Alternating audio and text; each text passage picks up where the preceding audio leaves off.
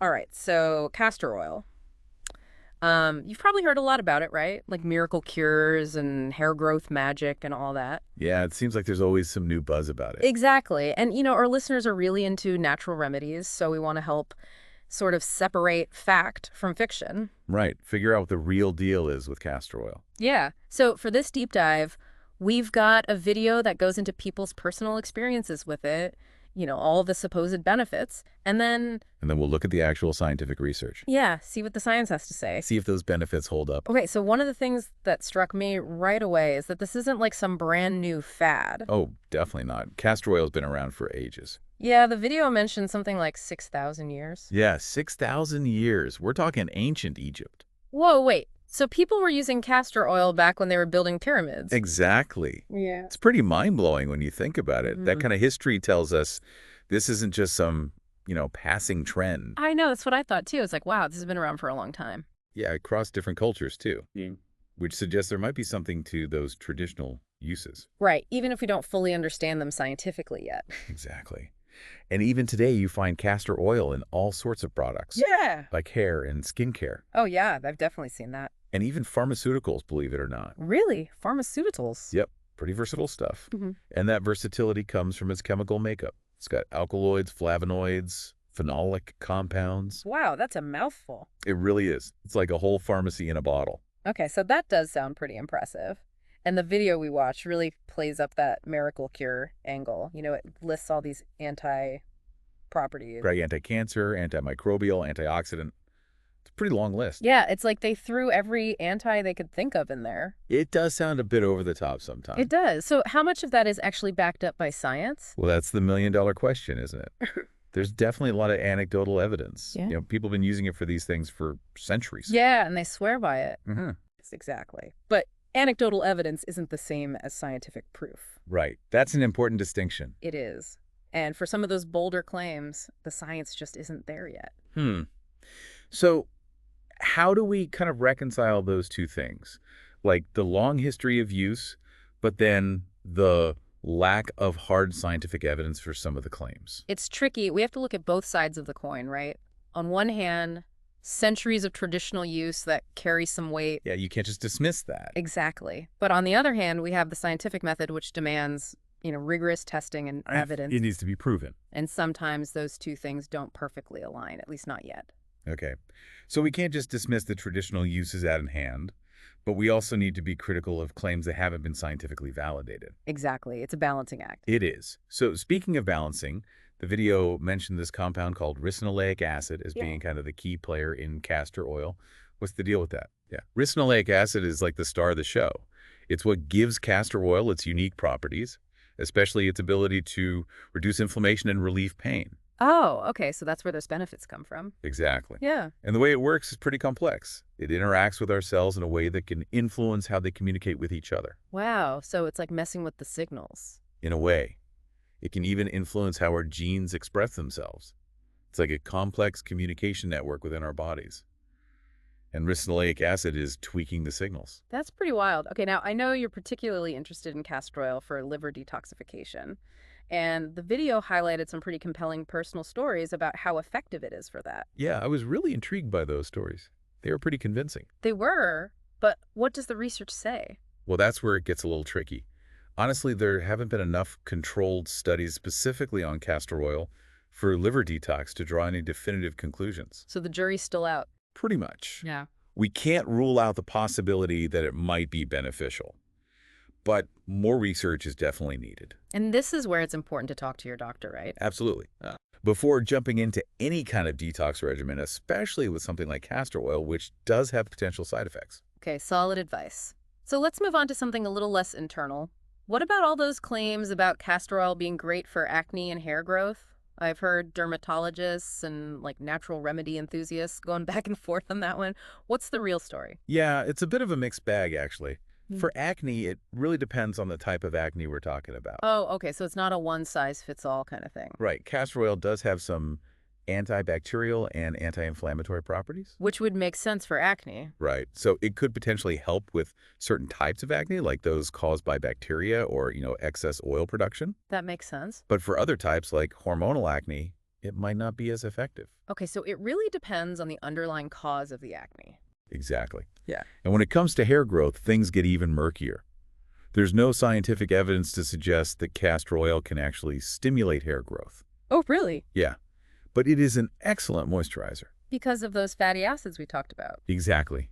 So it can help improve the overall health and appearance of your hair. So it's not actually growing new hair, but it might make the hair you have look healthier. Right. It might give the illusion of thicker or faster growing hair. Interesting. So it's more about improving the quality of the existing hair rather than actually growing new hair. Right. And that's an important distinction. It's easy to get caught up in the hype, but sometimes the benefits are more subtle than we'd like to believe. That's a good point. It's like we need to be realistic about our expectations. Yeah, absolutely. And speaking of expectations, one of the things that makes castor oil so fascinating is the sheer number of anecdotal claims surrounding it. Like the video you shared even had a story about a woman who claimed castor oil helped her 90-year-old mother pass gallstones, and that led to her release from the hospital. Oh, yeah, I remember that story. It was pretty remarkable. It was, and it highlights a really important point about how we approach information, Yeah. especially when it comes to health and wellness. Yeah, because anecdotes can be really powerful. They can. And they often reflect genuine experiences, but they can also be misleading. Because they don't take into account all the other factors that might be at play. Exactly. They're just one person's experience. Right. So how do we kind of navigate that? How do we weigh anecdotal evidence against scientific research? Well, it's not about completely dismissing anecdotal evidence. It's about understanding its limitations. Remembering that personal experiences are subjective. They are. They're just one person's perspective. Right. And they don't always represent the whole picture.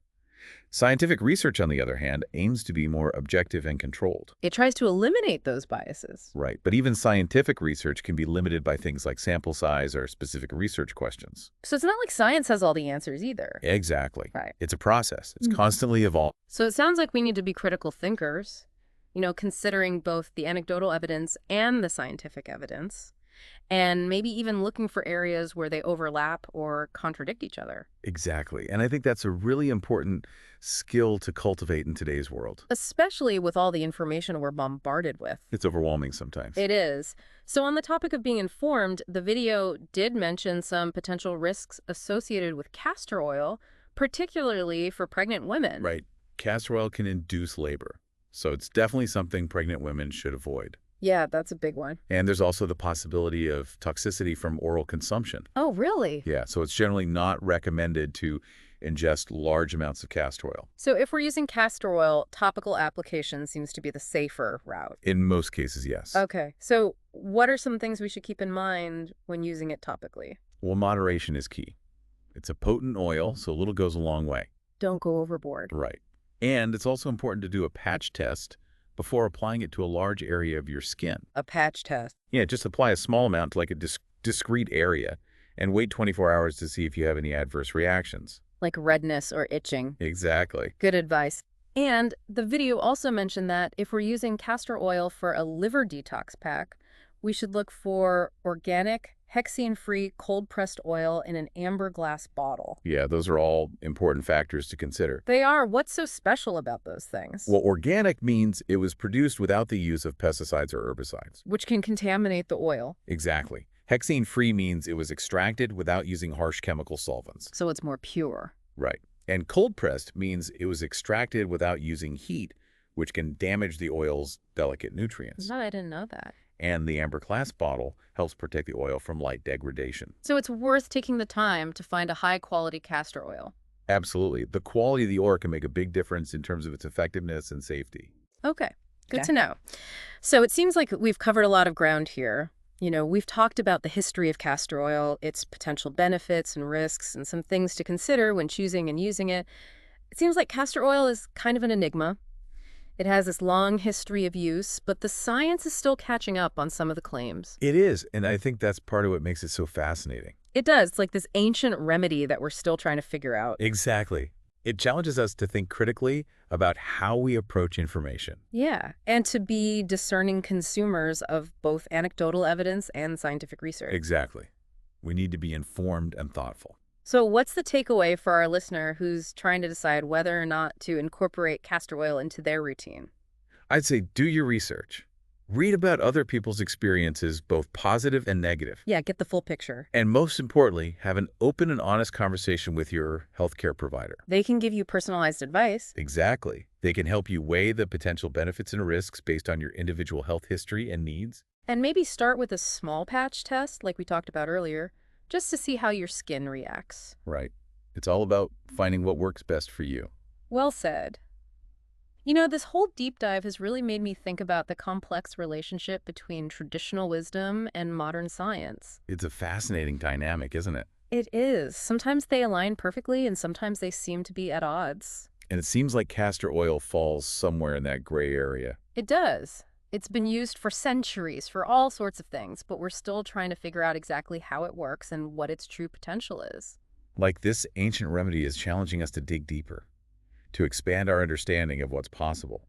It makes you wonder what other hidden gems are out there in the natural world, just waiting to be fully understood by modern science. It's an exciting thought, isn't it? It is. Like there's this whole world of possibilities out there. I think there are countless possibilities waiting to be explored. And it's up to us to uncover them responsibly and ethically. Absolutely. Hmm.